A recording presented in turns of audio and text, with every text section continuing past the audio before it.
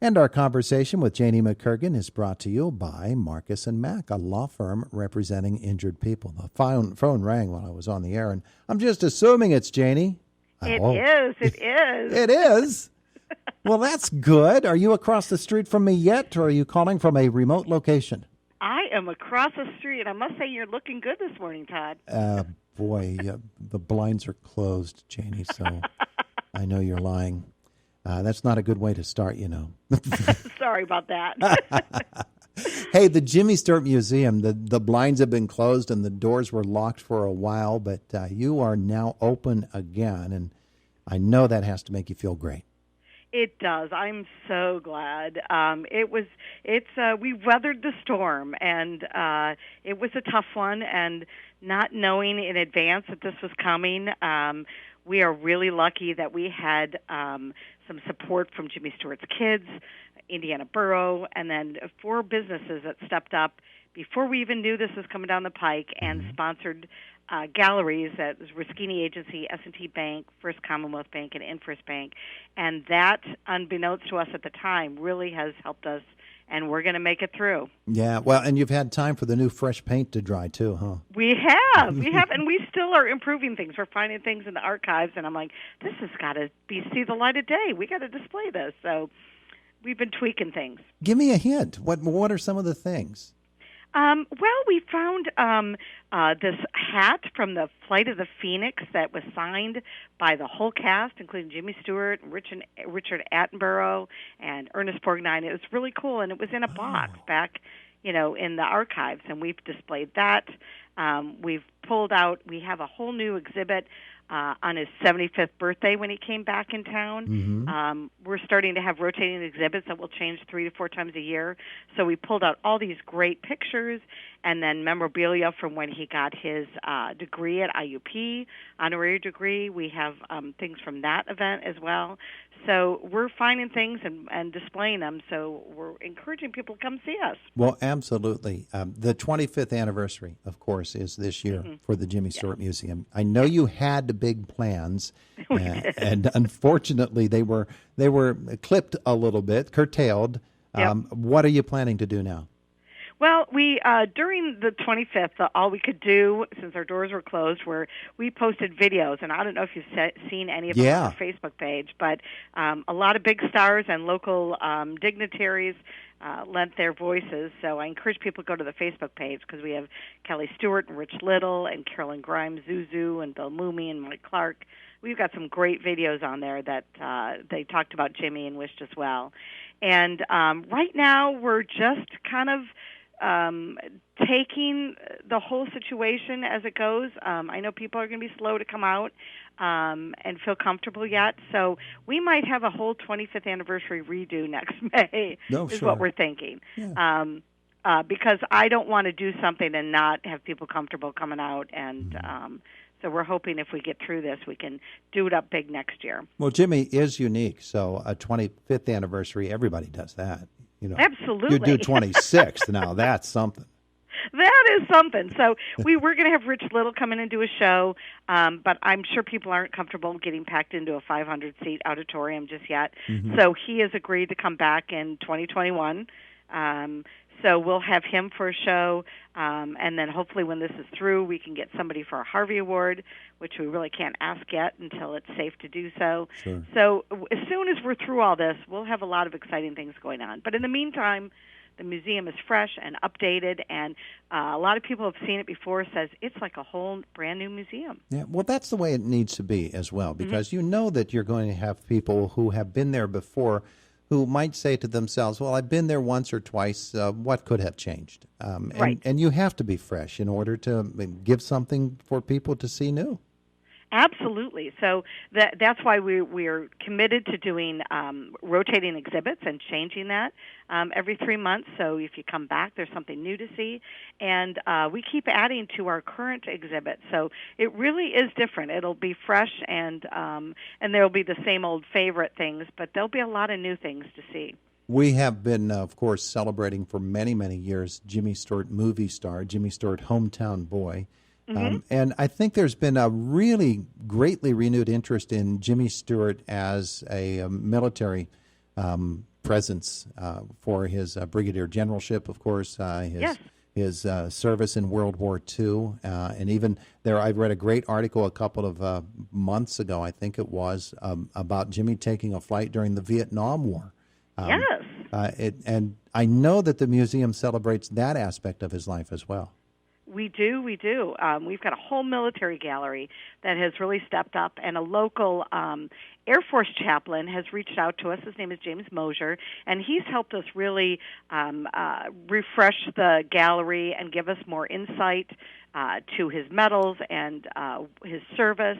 And he may be doing a presentation for us this fall or this summer sometime, which will be really interesting. So we've had an expert Air Force man who's really helped us step up the whole display, and we had the Dr. Truby speak on the Vietnam secret mission that last year on Veterans Day, and so we have that now incorporated in our display as well. Oh, that's wonderful. That's wonderful. Yeah. You mentioned something there about freshening up this display or that display, moving things around. That's a very serious business, isn't it?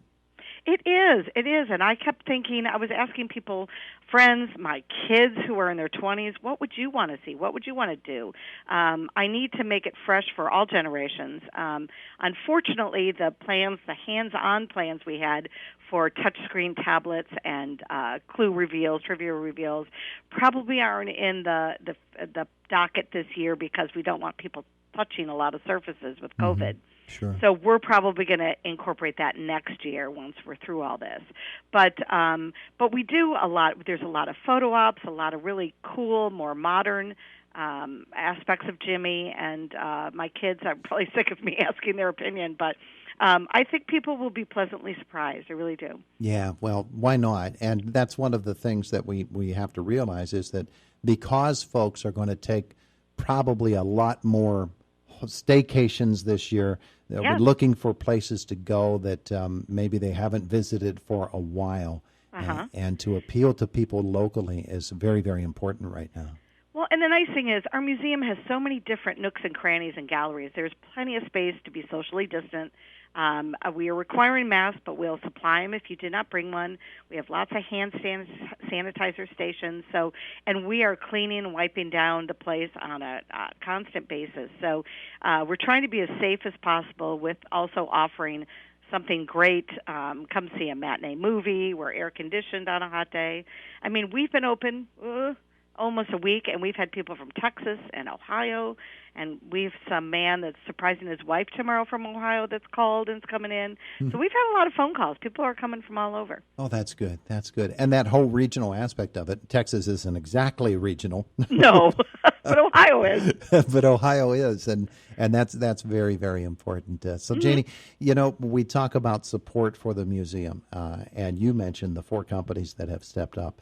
And the others, the individuals who have come forward as well. Oh, we sent out a request letter at the end of the year every year, and we had a huge increase in support and donations from local people and then people around the world and around the country.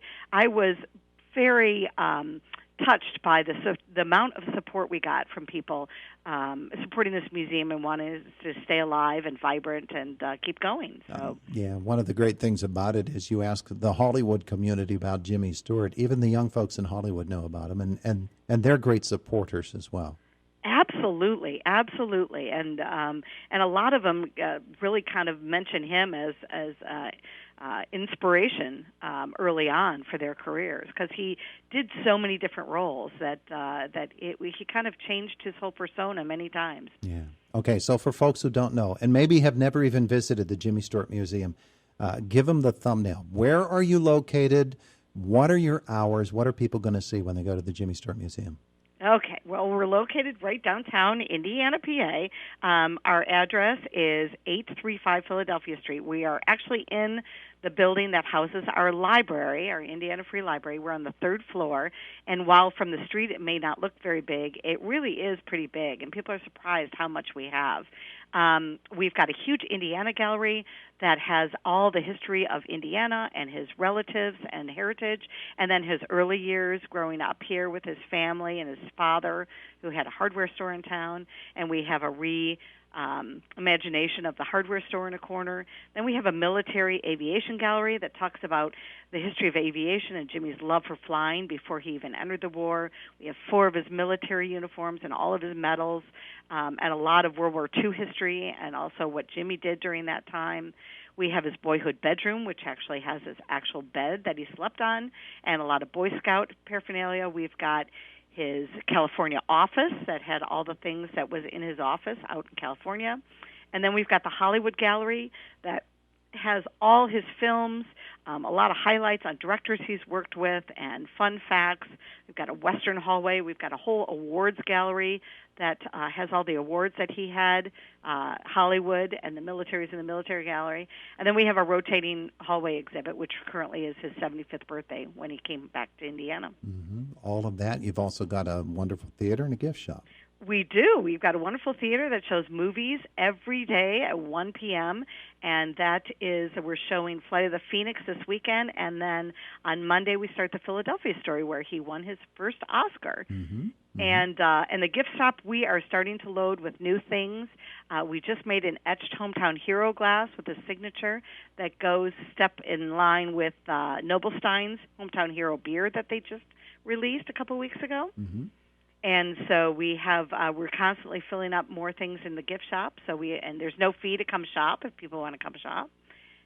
So all of that, hours. What are the hours? Hours. There's a lot to read. There really is. It's amazing what there is. So I encourage anybody who hasn't been in recently or hasn't been at all to just come on over and give it a shot. You will be really pleasantly surprised by what's all in here. No, I meant hours of operation.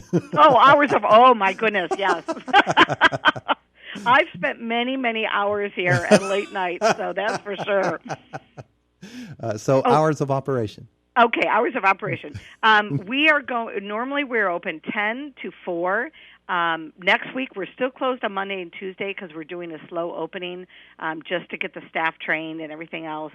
But after next week we should be open 7 days a week. So normally we're open Monday through Saturday 10 to 4 and Sunday from noon to 4. And but next week we are still closed Monday and Tuesday for one more week. All right, very good. Janie, it's been fun. Oh, it's been delightful. As always, Todd. Thanks for having me. Thank you so much for coming on. Come back anytime, okay? I sure will. Thank you. Beautiful. Have a great day. Okay, you too. Bye-bye. It is the voice of Indiana County, WCCS, AM 1160 and 101.1 FM. 1.1 FM.